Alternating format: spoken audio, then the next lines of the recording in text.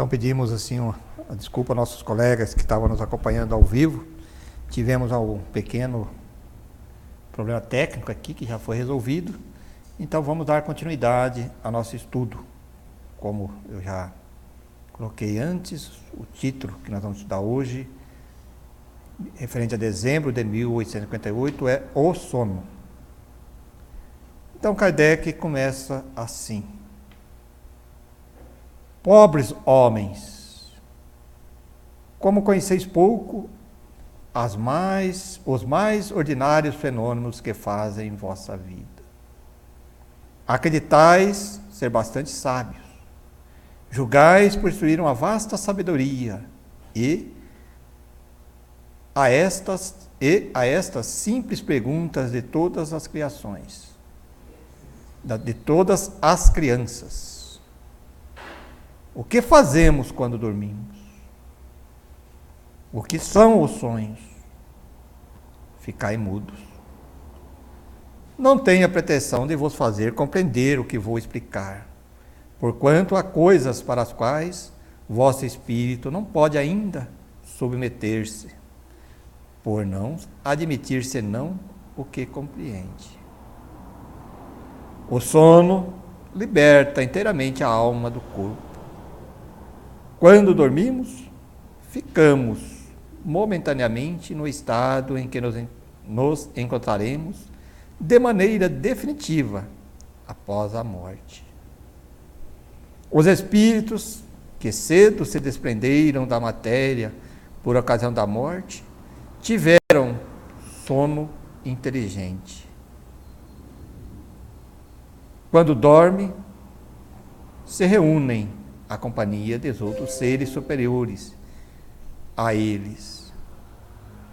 Viajam, conversam e com eles se instruem. Trabalham até em obras que, ao morrer, acham concluídas. E isso nos deve ensinar, uma vez mais, a não temer a morte, visto que, conforme a palavra de um santo, morreis diariamente. Isto quanto aos espíritos elevados. Para a massa dos homens, porém, que com a morte devem ficar longas horas nessa perturbação, nessa incerteza da qual falaram, ou irão para mundos inferiores à terra, onde os chamam antigas afeições, ou talvez buscarão prazeres mais deprimentes ainda do que os daqui. Vão aprender doutrinas ainda mais vis, mais ignóbeis e mais nocivas do que as professadas em vosso meio. E o que faz a simpatia na terra, outra coisa, não é senão o fato de nos sentirmos, ao despertar, aproximado pelo coração daquele com que acabamos de passar 8 ou 9 horas de felicidades ou de prazer. O que também explica essas antipatias invencíveis é que sabemos no fundo do coração que estas criaturas têm uma outra consciência, diferente da nossa, pois as conhecemos sem jamais a termos vistos com os olhos. É ainda o que explica a indiferença, pois que não intentamos fazer novos amigos, quando sabemos que há outros que nos amam e nos querem bem. Numa palavra, o sono influi em vossas vidas muito mais do que pensais. Por efeito do sono, os espíritos encarnados estão sempre em contato com o mundo dos espíritos. E é isso que faz com que os espíritos superiores consintam sem muita repulsa em reencarnar entre vós. Quis Deus que durante o seu contato com o vício, eles viessem retemperar-se na fonte do bem, a fim de eles mesmos não falirem, logo eles que vinham instruir os outros. O sono é a porta que Deus lhe abriu para os amigos do céu. É a recreação após o trabalho, à espera da grande libertação, a libertação final que os deve reconduzir ao seu verdadeiro ambiente. E continua Kardec. O sonho é a lembrança do que viu o vosso espírito durante o sono. Mas notai que nem sempre sonhais, porque nem sempre vos lembrais daquilo que vistes, ou de tudo o que vistes. Não é vossa alma, em todo o seu desdobramento, muitas vezes não é senão a lembrança da perturbação que acompanha a vossa partida ou chegada, a que se junta a recordação daquilo que fizestes, ou que vos preocupa no estado de vigília. Sem isso, como explicaríeis esses sonhos absurdos que tanto têm os mais sábios quanto os mais simples? Os espíritos maus também se servem dos sonhos para atormentar as almas frágeis e pusilâmines. Aliás, em breve vereis desenvolver-se uma nova espécie de sonhos, tão antiga quanto a que conheceis, mas que ignorais. O sonho de Joana, o sonho de Jacó, o sonho dos profetas judeus e de alguns profetas indianos.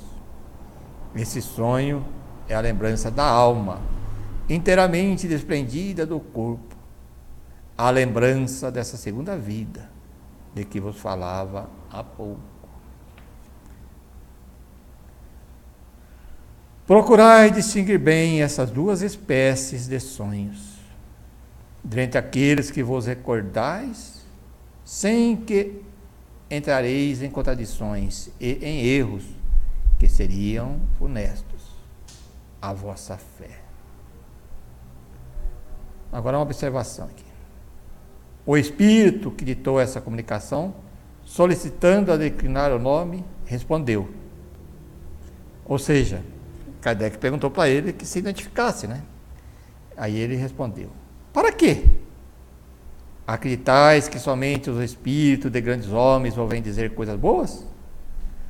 Não levais em nenhuma consideração aqueles que não conheceis ou que são ignorados na vossa terra?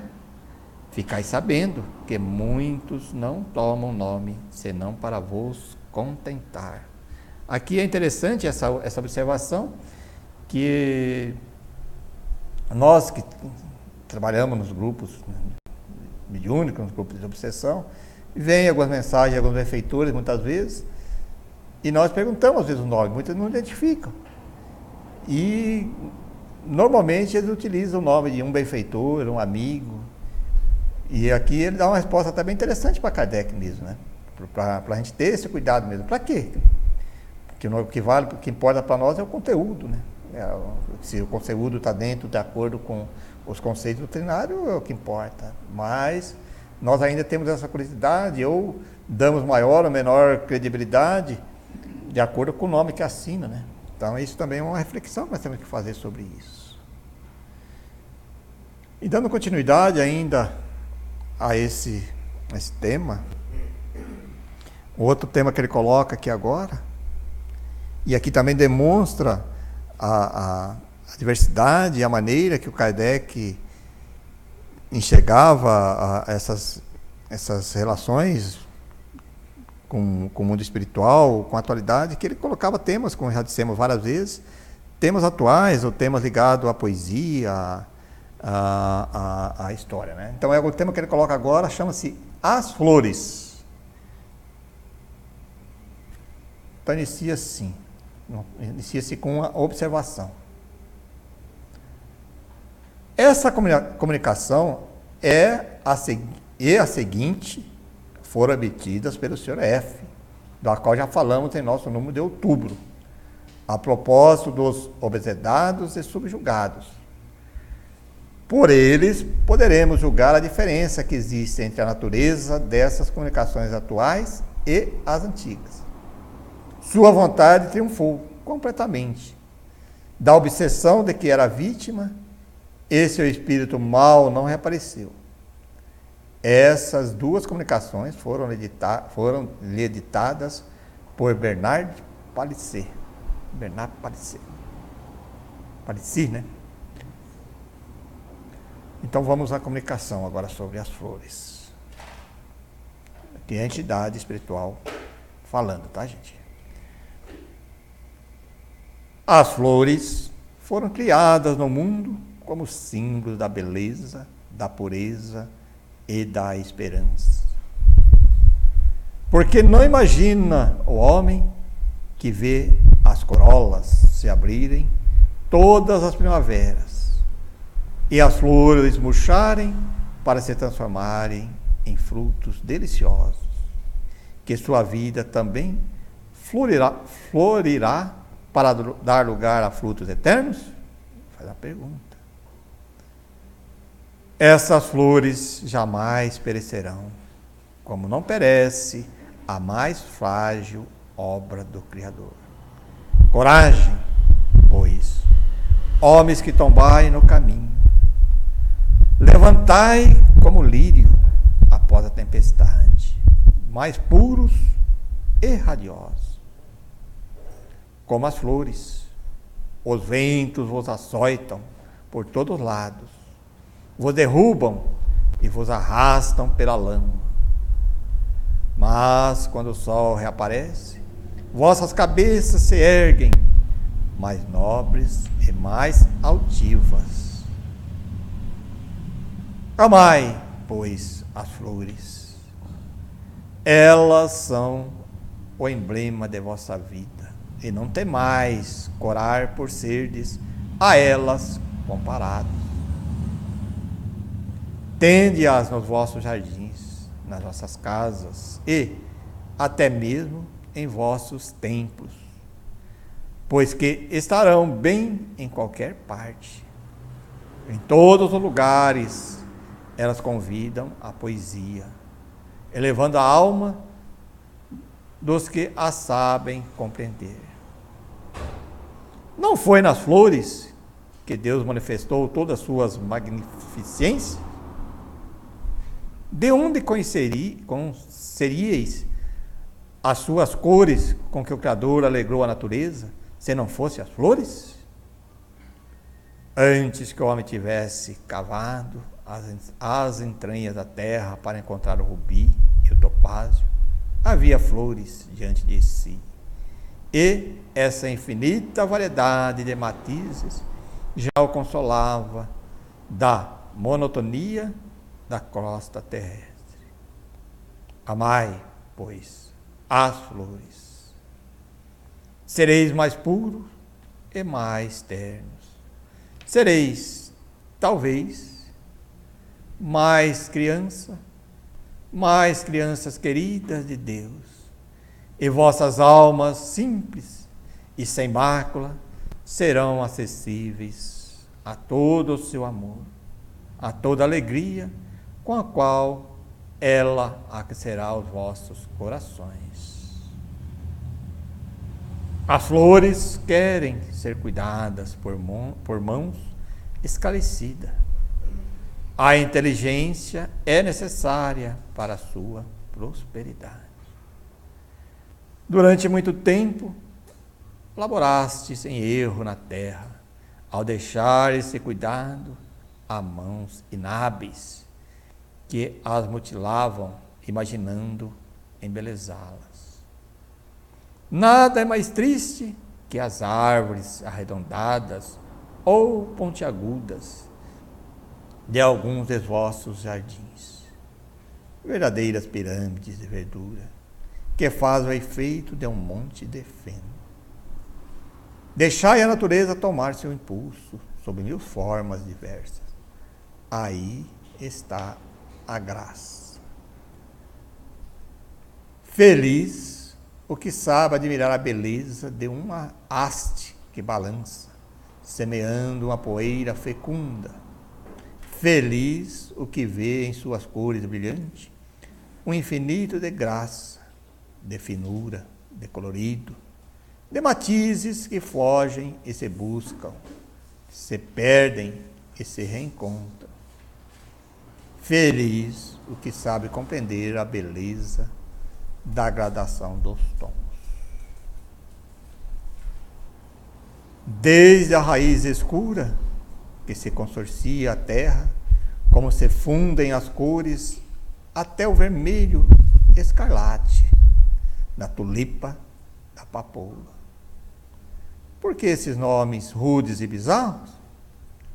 Estudai tudo isso e notai as pétalas que saem umas das outras, como gerações infinitas, até seu completo desabrochar sob a abóbada celeste. As flores parecem deixar a terra para se lançar em direção a outros mundos? Não parece.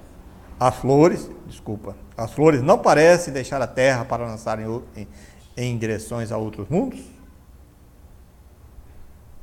Não parece que muitas vezes vergam dolorosas a cabeça por não se poderem levar ainda mais alto? Por sua beleza, não imaginamos que estejam mais perto de Deus. É a pergunta, né? Imitai-as, pois, e vos tornareis sempre cada vez maiores, cada vez mais belos. Vossa maneira de aprender botânica também é deficiente. Não basta saber o nome de uma planta. Exortar-vos, quando tiveres tempo, a que também trabalheis uma obra desse gênio. Transfiro para mais tarde as lições que vos queria transmitir nestes dias. Elas serão mais úteis quando tivermos em mãos a sua aplicação. Então falemos do gênero de cultura, dos locais que lhes convém, à disposição do edifício para arejamento e da salubridade das habitações. Se fizerdes imprimir isto, suprimir os últimos parágrafos, seriam levados à conta de anúncios. Bacana, né, gente, a reflexão que ele faz das flores como a nossa vida, né? Bem interessante, uma reflexão interessante de nós fazermos, né? E outro tema, como foi colocado anteriormente ali, que ele disse que é do mesmo espírito, né? Que é colocado agora, na sequência, que é o papel da mulher. Ainda estamos em dezembro de 1858. Então ele começa assim: o papel da mulher. Sendo delineada mais graciosamente que o homem, a mulher denota naturalmente uma alma mais delicada. É assim que nos meios semelhantes em todos os mundos, a mãe será mais bonita que o pai, porquanto é a ela que a criança vê primeiro. É para o semblante angelical de uma jovem mulher que a criança volta incessantemente o olhar.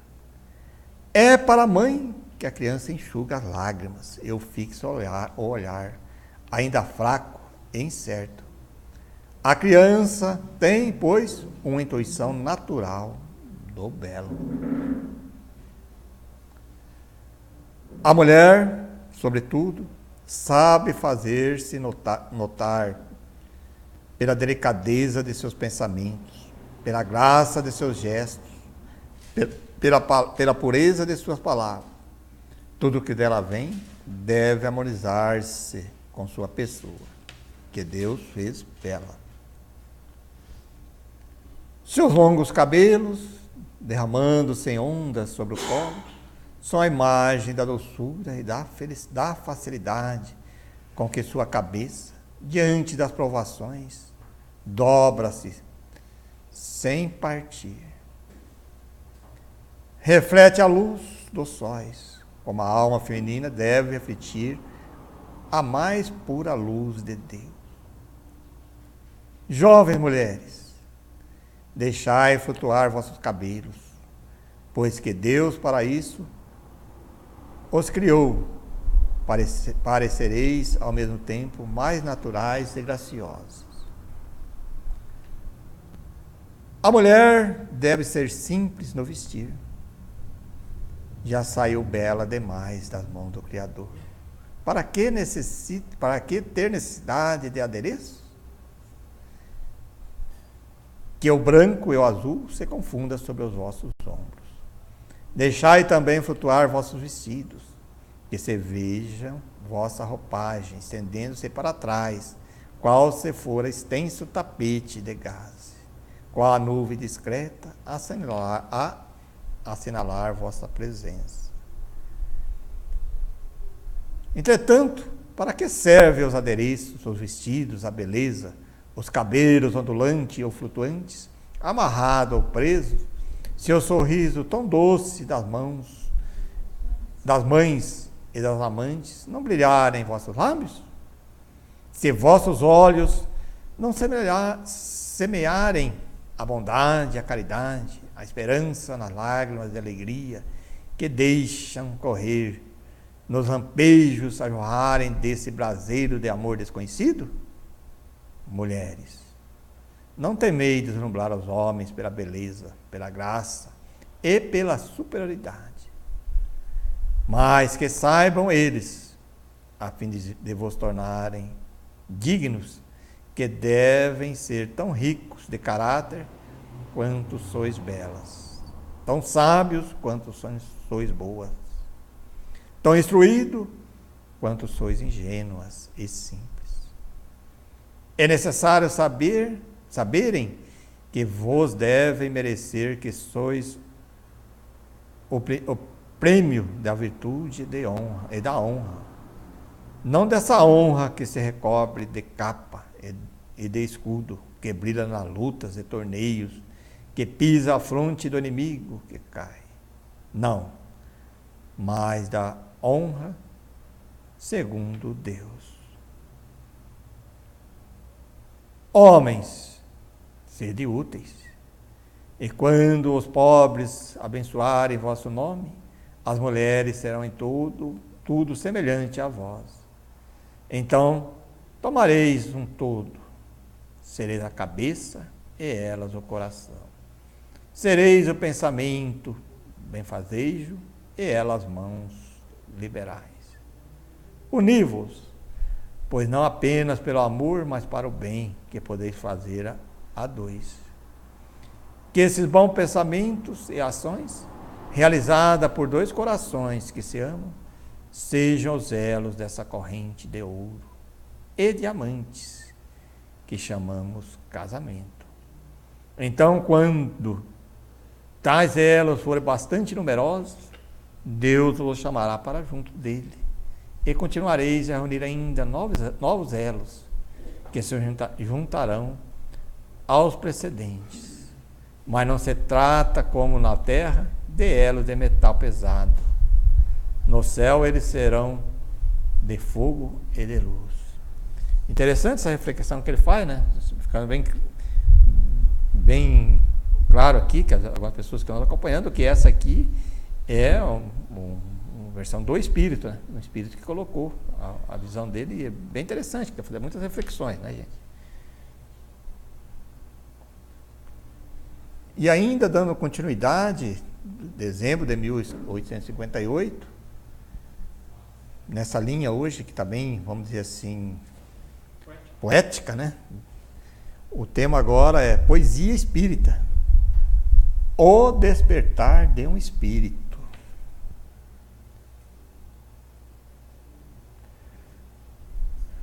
Devolveste-lhe a voz, tornando-a reanimada. Do mesmo modo, ó Deus, tu me estendestes a mão.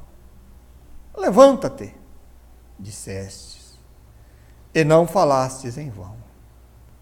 Porque eu, se não sou mais que todos, que não sou mais que lodo em vil arranjo, queria te louvar, e com a voz de um anjo. A tua obra jamais me pareceu tão bela. Sou como alguém que sai da noite ou de uma cela para um dia mais puro e de luz deslumbrante, de um sol radioso e quente, em vida inebriante. Mais doce é o ar, então, que o leite e o próprio mel. No céu, soma-se os sons num concerto fiel. E dos ventos, a voz exala uma harmonia que cria, num vazio, eterna sinfonia. O que o Espírito vê, o que lhe toca olhar, lá no livro dos céus, pode ler e sonhar. Dos mares, na amplidão, em vagalhões profundos, nos oceanos, enfim, os abismos, os mundos, tudo se faz esfera e, em meio aos raios seus, em convergência, orando, a gente chega a Deus. Ó tu, cujo olhar plana assim sobre as estrelas, e te ocultas no céu como rei para vê-las. Qual a tua grandeza, enfim, nesse universo, que não é mais que um ponto ao teu olhar imerso? Dos mares sobre espaços, sem esplendor intenso? Qual, pois, a tua grandeza e teu poder imenso? Que palácio tão vasto, ó Rei, te construíste? Separar-nos de ti seria muito triste. O sol posto a teus pés, num poder sem medida, parece o ônix que um rei tem no sapato em vida. No entanto, o que mais ama em ti, ó majestade, bem menos que a grandeza, é essa tua bondade, que se revela em tudo, até na luz que aquece meu impotente ser, na exaltação da prece.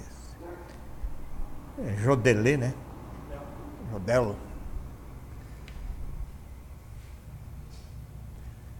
E ainda dando continuidade a essas conversas familiares do além-túmulo, dezembro de 1888,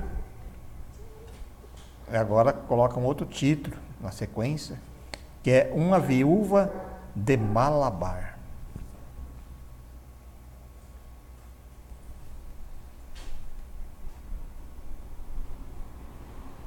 Desejávamos interrogar uma dessas mulheres da Índia, obrigadas a se queimarem sobre os corpos dos maridos.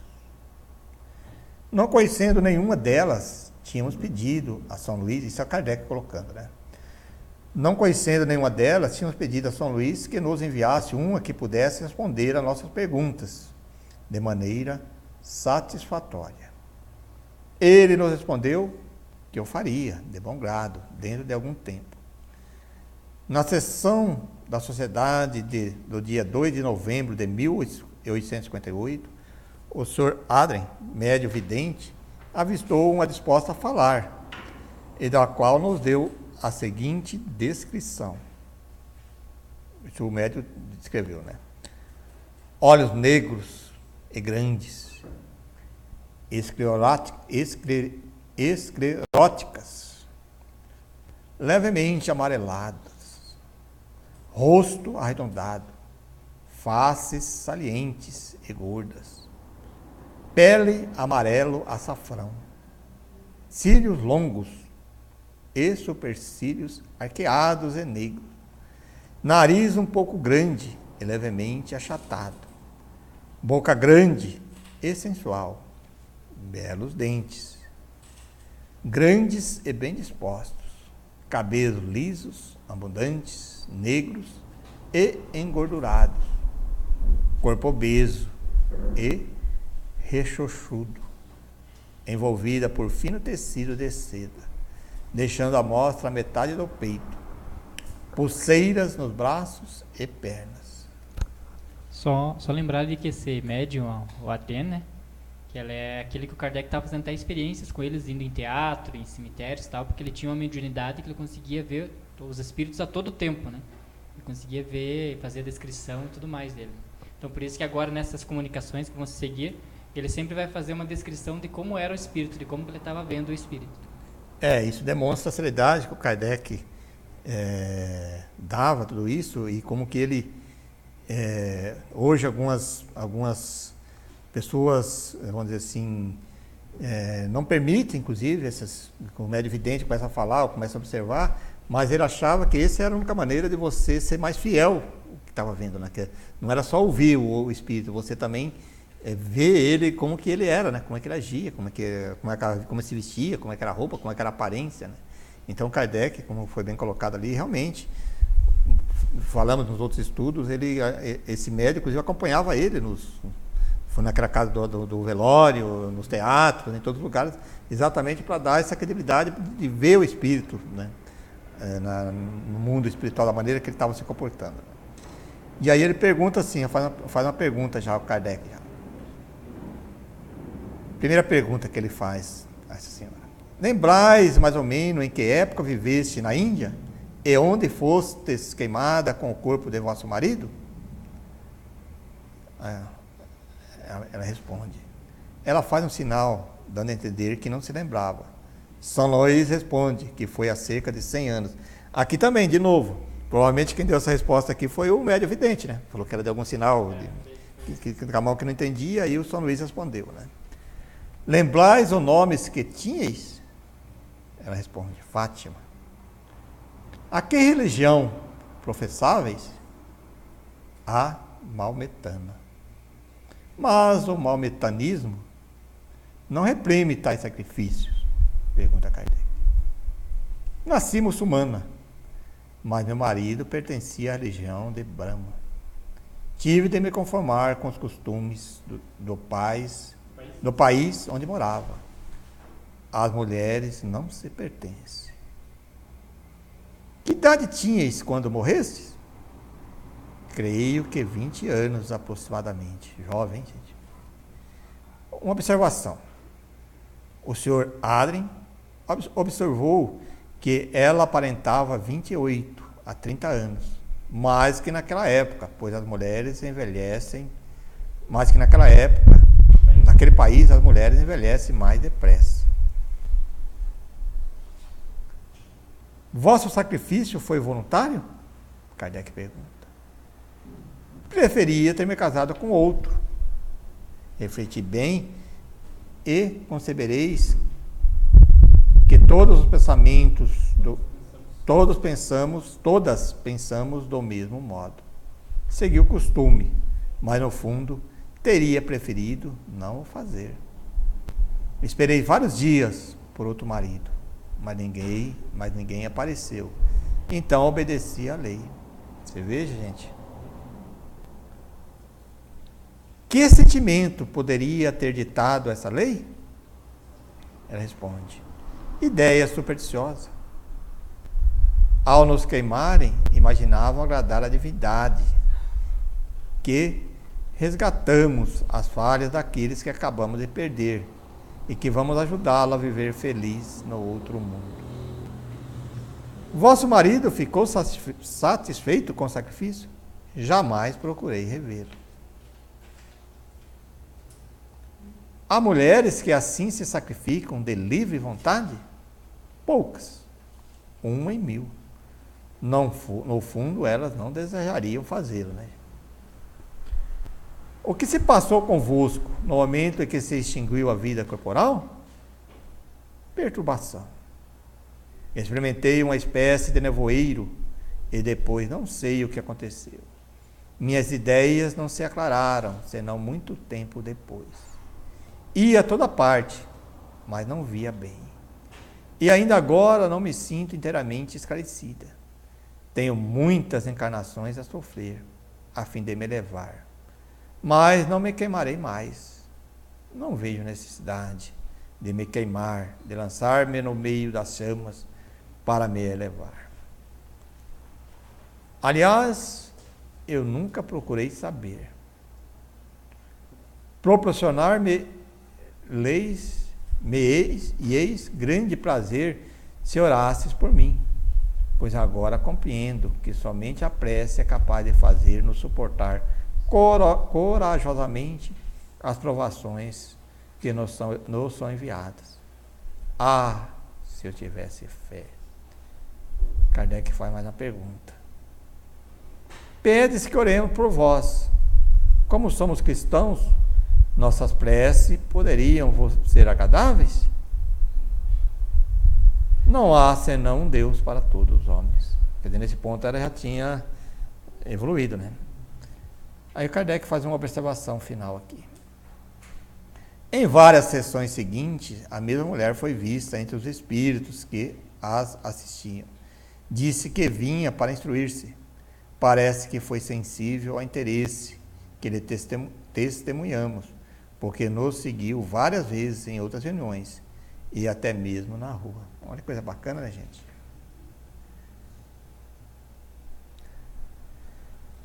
E ainda dando continuidade, hoje,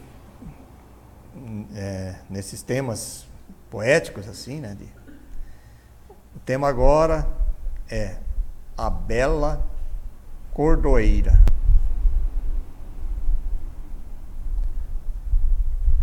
A bela cordoeira. Notícia. Luiz Charles, né? Chamada Labé, cognominada a Bela Cordoeira, nasceu em Leão durante o reinado de Francisco I. Aqui só um parênteses para nós entendermos, acompanhando aqui, né? Francisco I de França,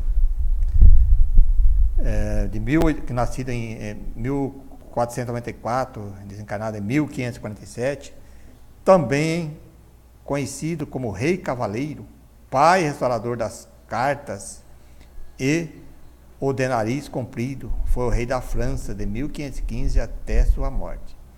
Seu mais importante serviço ao humanismo foi ter fundado o Colégio de França, que inicialmente se destinava ao ensino das línguas hebraica, grego, latina. Só para a gente posicionar um pouquinho, né? E aí, dando continuidade, então, a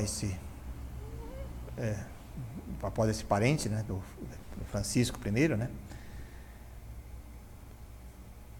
Ela era uma bela e perfeita e recebeu uma educação muito cuidadosa. Sabia grego e latim, falava espanhol e italiano com perfeição. E nessas línguas fazia poesias que não seriam desaprovadas pelos escritores nacionais. Treinada em todos os exercícios corporais, conhecia a equitação, a ginástica e o manejo de armas.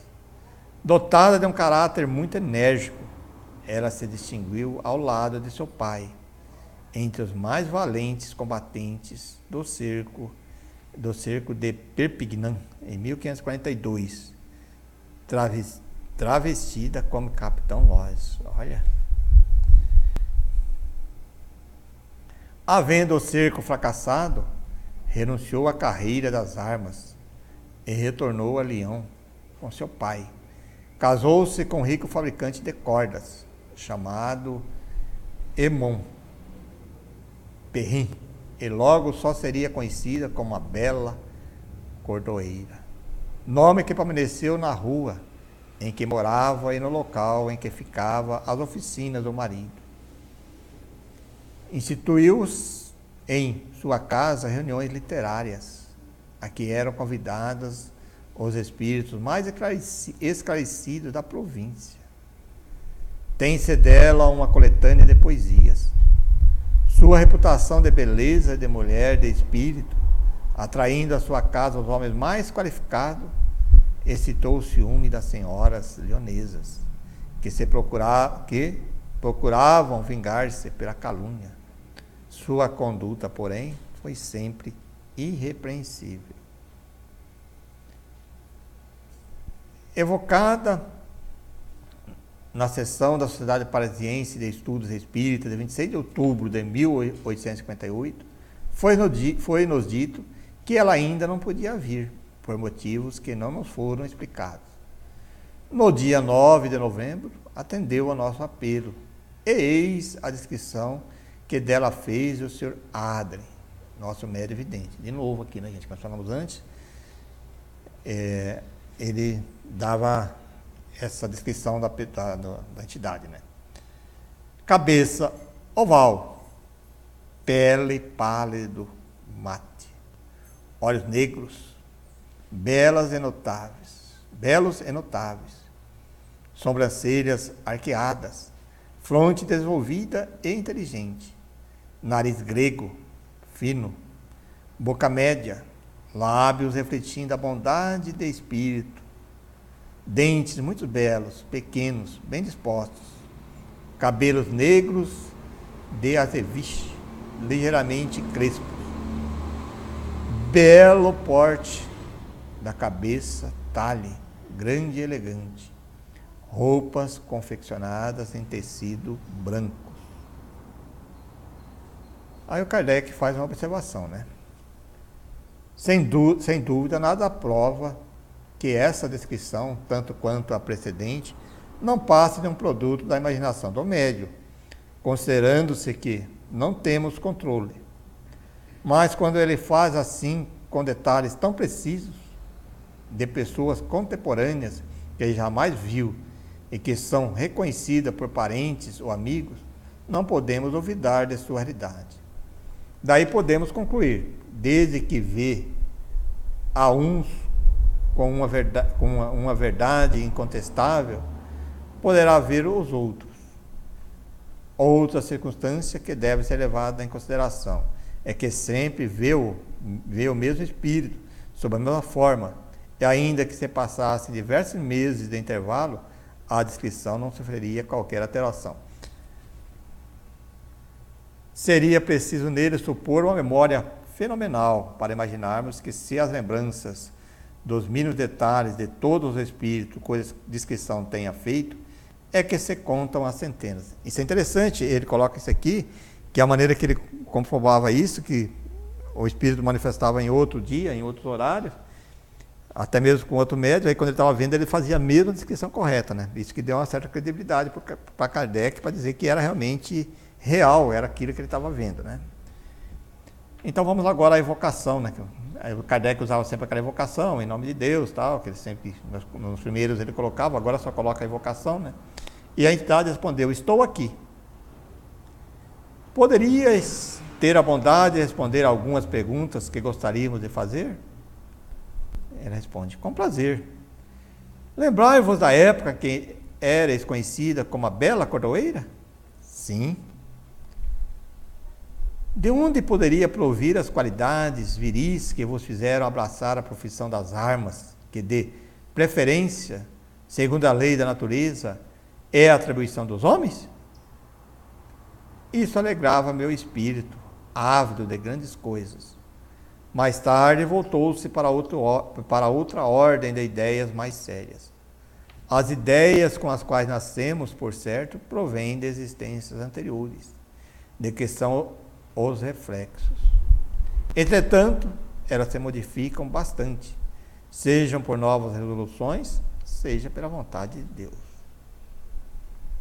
Por que esses gostos militares não persistiram e como puderam, com tanta rapidez, dar lugar aos gostos femininos? Vi coisas que não desejo que vejais. Eres contemporânea de Francisco I e de Carlos V? Poderíeis dar vossa opinião sobre esses dois homens, fazendo um paralelo entre eles? Agora aqui nós vamos abrir um outro parênteses também, né? para nós entendermos um pouquinho mais, né, que eu acho que é interessante, sobre esse Carlos V de França que ele fala, né? Então aqui um parênteses aqui sobre, antes da resposta. Carlos V de França, com apenas 18 anos, assumiu a regência de França e enfrentou gravíssimos problemas sociais, como a Revolução de Paris e a Revolta Popular. Para além desses distúrbios, ficou como um país à beira da catástrofe financeira e a responsabilidade de negociar o resgate de João II, preso pelos ingleses. Apesar de todas as dificuldades, e talvez por causa delas, Carlos conseguiu manter a serenidade e lidou com os problemas à medida que foram aparecendo. A sua capacidade de organização valeu-lhe o cognome de O Sábio. Isso é apenas para a gente, né? Agora, voltando na resposta, da sexta, da pergunta, né? Que ele fala sobre Carlos V. Não quero julgar. Eles tiveram defeitos, vós o sabeis. Suas virtudes são pouco numerosas, alguns traços de generosidade e estudo. Deixai esse assunto de lado. Seus corações poderiam sangrar ainda. Eles sofrem bastante. Qual era a fonte dessa alta inteligência que vos tornou apta a receber educação tão superior à das mulheres de vosso tempo? Penosas existências e a vontade de Deus. Havia, pois, em vós um progresso anterior? Não poderia ser de outra maneira. Essa instrução vos fez progredir como espírito? Sim. Parece que fosse feliz na terra. Sois mais ainda agora? Que pergunta? Por mais feliz que se seja na terra, a felicidade do céu é bem diferente. Quantos tesouros e quantas riquezas que um dia conhecereis e dos quais não suspeitais ou ignorais completamente? Que entendeis por céu? Entendo por céu os outros mundos. No momento, que mundo habitais? Habito um mundo que não conheceis, mas a ele estou pouco vinculada. A matéria prende-nos pouco. É Júpiter? Kardec pergunta. Júpiter é um mundo feliz, mas penseis que dentre todos, somente ele seja favorecido por Deus? São tão numerosos quanto os grãos de areia do oceano. Conservastes a verve poética que possuías aqui? Ele responde: responderei com prazer, mas receio chocar outros espíritos, ou de me colocar abaixo do que realmente sou. Isso faria com que minha resposta vos parecesse inútil, induzindo-vos ao erro. Você vê que nessa resposta aqui a gente percebe assim já um caráter de pouco de evolução, né? Porque ela não quer dar uma resposta simplesmente para atender ao que o Kardec pergunta, ela responde dessa maneira, que fosse um espírito menos evoluído, já daria uma resposta de outra maneira direta, né? Poderias dizer-nos em que posição poderíamos colocar-vos entre os espíritos? Aí Kardec espera um pouco, não há resposta. A São Luís, Kardec pergunta a São Luís: poderia São Luís responder a isso? Aí São Luís responde: ela aí está ela aí está. Não posso dizer aquilo que ela não quer dizer. Não vedes que entre os espíritos que evocais ordinariamente, ela é um dos mais elevados? Aliás, nossos espíritos não podem apreciar exatamente as distâncias que os separam. Para vós, elas são incompreensíveis, e todavia são imensas. Aloysio Chali. Sobre que aparência vos achai entre os espíritos? A Adrien acaba de me descrever, que no começo falou. Por que esta forma em vez de outra? Porque, enfim, no mundo em que vos encontrais, não sois tal qual eres na terra? Fui invocada como poetisa, assim eu vim. Aqui demonstra aquilo que nós estudamos no laboratório do mundo invisível, na região do perispírito, que o espírito, às vezes, por amor, quando ele é invocado, ele vem naquela forma que demonstre mais aquela personalidade daquela vida, né? Que ela estava invocando naquela vida que ela era a coroeira lá, ela veio dessa maneira, né? Ela apresenta tudo dessa maneira assim, né?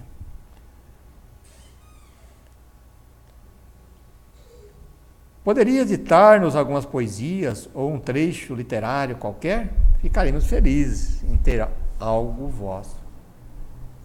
Procurai os meus escritos antigos. Não gostamos dessas provas, principalmente em público. Falo-ei, contudo, de outra vez. Kardec faz uma observação, né? Sabe que os espíritos não gostam de ser testados. E as perguntas dessa natureza têm sempre mais ou menos esse caráter, né? Queria testar para ver se era ela mesmo, né? É, sem dúvida, por isso que quase nunca aquecem espontaneamente e, quando menos esperamos, dão-nos por vezes as coisas mais surpreendentes, aquelas provas que em vão lhes teríamos solicitado. Mas, quase sempre, basta que se lhes peça uma coisa para que se não a obtenha. Sobretudo, se percebe um sentimento de curiosidade. Os espíritos, principalmente os elevados, querem assim provar-nos que não estão a nossas ordens. Aí, né, depois daquilo ali, no dia seguinte, a bela coroeira ditou espontaneamente, através do médium escrevente, que lhe servia de intérprete. Então, vamos ver agora o ditado da entidade, né? Vou ditar o que te prometi. Não são versos, pois não os quero fazer. Aliás, não mais recordo os que fiz e não os apreciaríeis. Será a prosa mais modesta. Na terra, exaltei o amor, a doçura e os bons sentimentos. Falava um pouco do que não sabia. Aqui não é do amor que me ocupo, é de uma caridade ampla, austera, esclarecida. De uma caridade constante, que não tem senão um exemplo na terra. Homens, pensais que depende de vós ser felizes e fazer do vosso mundo um dos mais avançados do céu. Terias de fazer calar os ódios e as inimizades, esquecer os rancores e as cóleras, perder o orgulho e a vaidade. Deixai tudo isso de lado, semelhante a um fardo que cedo ou tarde precisais abandonar. Esse fardo, bem eu sei, para vós é um tesouro na terra. Por isso tendes mérito em abandonar e em perdê-lo. Mas no céu ele se torna um obstáculo à vossa felicidade. Crede, pois, em mim. Apressai o vosso progresso. A verdadeira felicidade é aquela que vem de Deus. Onde encontraríeis prazeres que valham as alegrias que Ele dá aos seus eleitos e a seus anjos? Deus ama os homens que procuram avançar em seu caminho. Contai, pois, com seu apoio. Não tendes confiança nele?